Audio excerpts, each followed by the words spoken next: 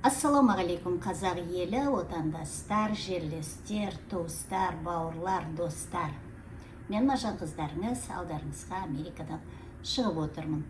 Шыға салысымен бүгінде сол лайк жөнінде естеріңізге сала кеткім келеді. Бұл YouTube-тың тәртібі, мына осы видео кеңінен таралу үшін, ортамыз толу үшін сіздер жаңағы бас саусақтарыңызды көрініп тұрған алдарыңыздағы соны басып, тіркелмеген болсаңыздар тіркеліп, өйткені менің видеомды қазір тең жартысы тіркелмей көріп жүр екен. Соны естеріңізге сала кетейін.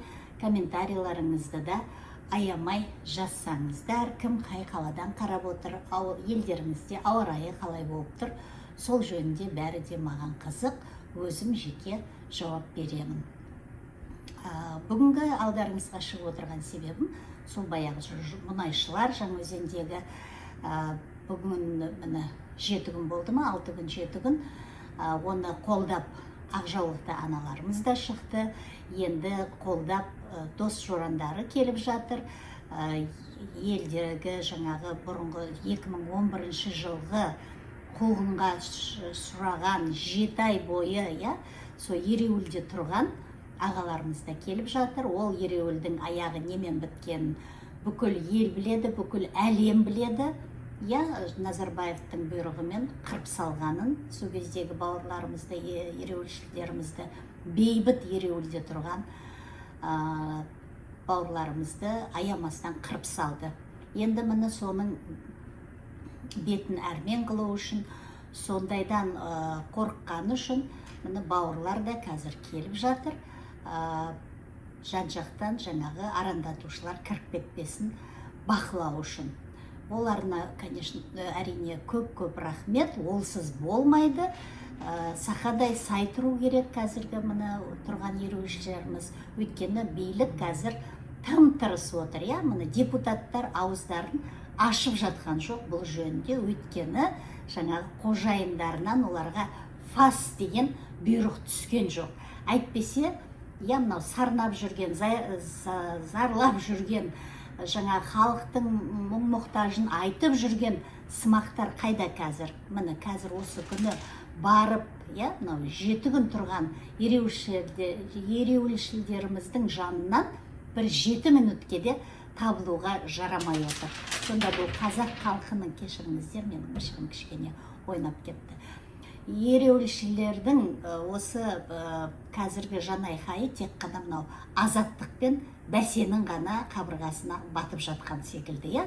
Әйтпесе кезіндегі мынау қанды қаңтарда сол жерде шапқылап жүріп, халықты арандатып жүріп, кеудесіне орден таққан жаңағы адвокат сымақтарымыз қайда, халықтың жаңағы жанашыры сияқтанып, барып жайлы креслоға отырып алып, енді тым-тырыс ғана отыр, жапқан ауыздарын ашып жатқан жоқ.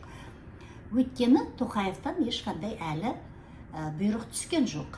Қазір олар енді қазіргі күні қалай осы халықты алдап түсірсек, ең болмаса жаңағы алдап сулап үйлеріне қайтарсақ, әр жағын өзіміз тағы көре жатармыз деген оймен ойластырып жатқан бір амалдары бар шығар. Сол үшін жан-жақтан бәрімізде сақадай сай отыру керекпіз. Арасына іріткі салушылар кіріп кетпес үшін өте мұқият қарап бақылап жүру керек сол жерді.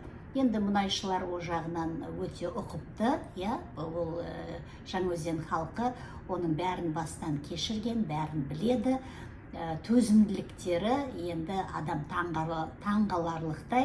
Қазіргі мынау қаңқу сөздер жан-жақтан шығып жатқан, оған мән бермеңіздер, оны сол арандатушылар әдейілеп жасап отыр. Сол мына неге жазба арқылы да сауалдама жібердім депутаттарға, неге тым-тырыс жатыр деп, бірақ енді оны аша ма, ашпай ма, оқи ма, оқимай ма, бір Құдай біледі, олар біздің жазбамызды қайтсын. Сол үшін қазақ халқынан сұранатыным, өз аттарыңыздан болса да, жалған аккаунт ашып болса да, бәр жерде жариялау керек.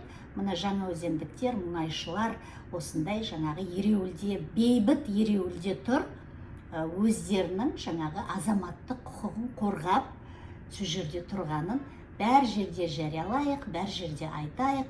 Олардың тұрғаны заңды, конституциямен бекітілген бейбіт шеру.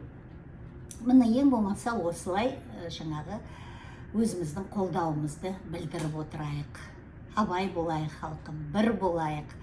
Халқым жаңағы айтады ғой, қазақ халқы, бөлінгенді бөрі жейді деп.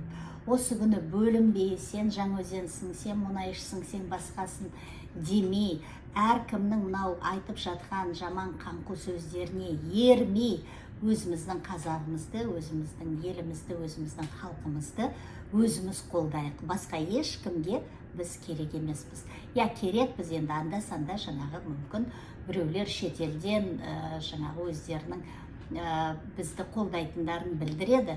Бірақ қазіргі күні, міне қазақтың күні өзіне ғана түсіп тұр. Тек қана қазақтың күні емес, бүкіл баяғы сол постсоветтік неден шыққандардың тағдырының бәрі қазіргі күні бірдей. Сол үшін біргейік, бір болайық, абай болайық, мынау арандатушылардан сақ болайық, батырларымызды қолдайық. Депутаттардың оянуын қалайық, оянуын талап етейік.